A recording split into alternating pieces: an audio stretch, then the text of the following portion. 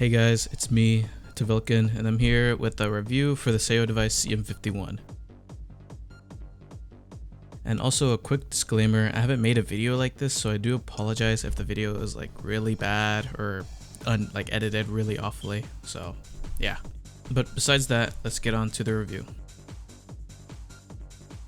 The Sayo Device CM51 is a really good piece of hardware, and the software on this thing is really good. You can basically change whatever you want on this thing.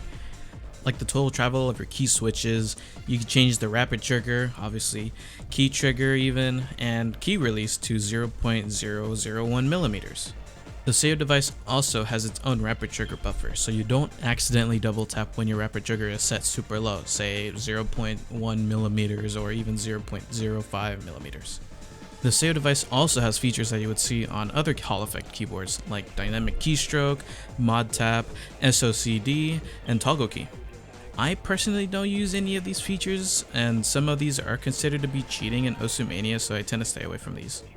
And the cool thing about the CM51 is that there's a screen on it.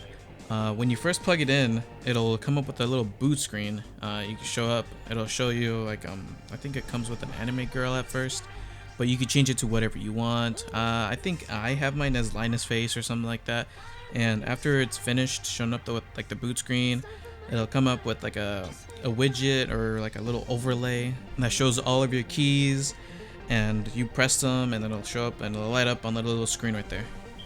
There is an OBS plugin where it displays your Sayo Device's screen onto OBS as an overlay, so you can just use that as a key overlay instead of having to use like a separate program. And for those who want my Sayo Device settings, I'll leave them in the description with like a file.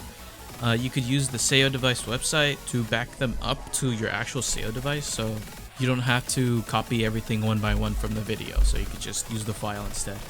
Hey, future Vulcan here. So I forgot to mention that your mileage may vary on the profile that I will give you guys in the description, since I have the CM51 and not the CM51 Plus, and since it'll be different, it'll also be different for like the switches.